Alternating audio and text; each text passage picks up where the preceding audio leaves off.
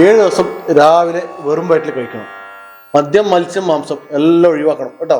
ആയിക്കോട്ടെ. പോയിക്കോ. അടുത്ത ആള് വിളിക്ക.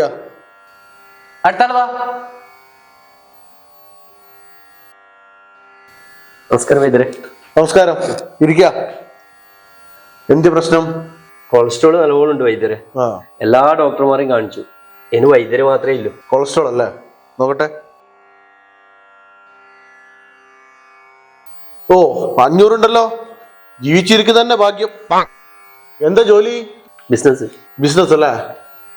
യാത്രയൊക്കെ വണ്ടിയിൽ തന്നെയാണോ? അതെ അതെ, കാറിൽ തന്നെ. കുട്ടാ, ഇവിടുത്തെ ചികിത്സാ രീതി എന്ന് പറയുന്നത് ആയുർവേദവും ഭക്തിയും സമന്വയിപ്പിച്ചിട്ടുള്ള ഒരു സംഭവമാണ്. ദൈവവിശ്വാസം ഉണ്ടാ? ഉണ്ട്, നല്ലോണം ഉണ്ട്. നല്ലോണം ഉണ്ടല്ലേ? വീട്ടിന്റെ അടുത്ത് ശിവക്ഷേത്രം ഉണ്ടോ?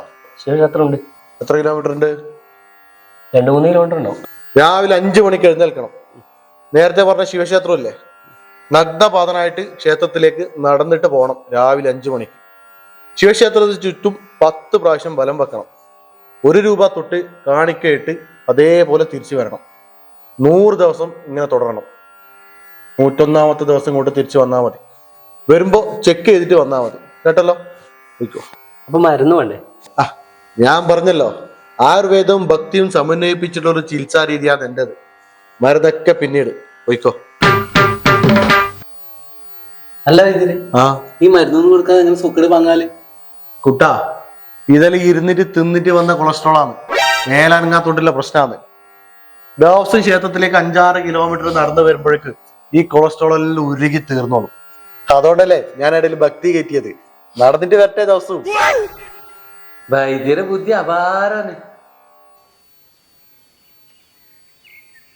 വൈദ്യര 100 കൂടി. ഇല്ല, സാധാരണ ഇത്ര തന്നെ ഉപയോഗിക്കാറ്. അതല്ല, കൊളസ്ട്രോൾ 500 600 അങ്ങനെ വരാൻ വഴിയില്ലല്ലോ. ഞാൻ പറഞ്ഞ കാര്യങ്ങളെല്ലാം കൃത്യമായിട്ട് ചെയ്തിട്ട് 100 ദിവസം നഗ്നപാതനായിട്ട് അമ്പലത്തിലേക്ക് പോയിനി. രാവിലെ 5 മണിക്ക് എണിച്ചിട്ടല്ലേ പോയത്? 5 മണിക്ക് തന്നെ പോയിനി.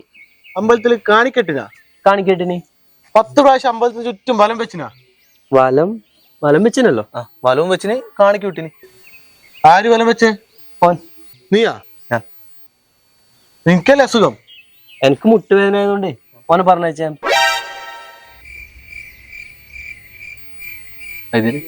ഭക്തി അത്ര ഈസിട്ടല്ലേ? അത് ശരി. അപ്പൊ ഞാൻ തന്നെ പോണല്ലേ?